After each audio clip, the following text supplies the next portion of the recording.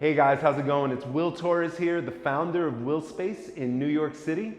I'm here to answer one of the biggest questions I get around springtime. The question is running bad for me? And the answer is no, running is not bad. But what is bad is the lack of preparation for the run. Today, I'm gonna introduce you to 2 moves that you can start working on that will help improve your mobility, but more importantly, strengthen your joints and help you get ready for the run and even improve your performance in your run. First movement we're gonna work on is called the single leg good morning. This movement focuses on the back of the hip and the hamstrings and knees. The way you do it, the first variation is to stand on one leg with the leg completely straight, and then the opposite leg is supporting you with the knee bent. In this move, you hinge forward and you work to get your chest parallel to the floor. That won't come immediately, but over time as you work on this, eventually as your mobility improves, you'll get more and more parallel to the floor. The second variation is lifting the supporting leg and doing the whole movement on that straight leg.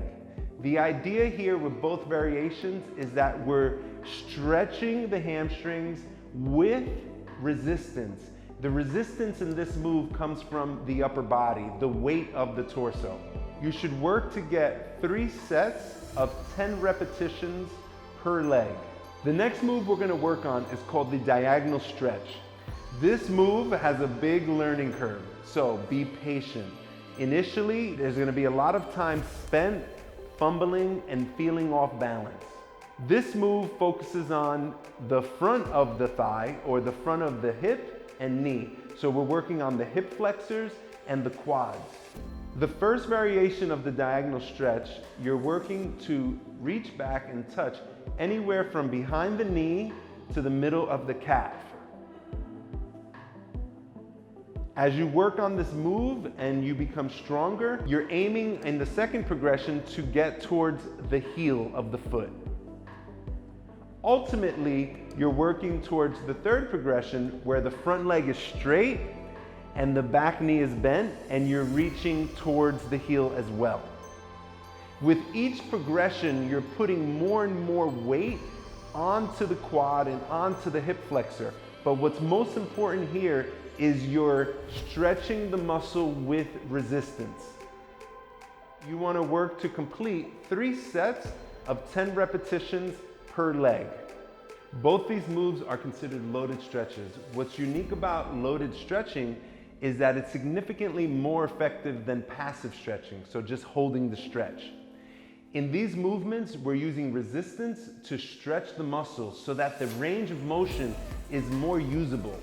But more importantly, we're strengthening the knees and the hips and the ankle joints more than anything else. But in the beginning, you might want to explore doing these movements between your runs on the days off.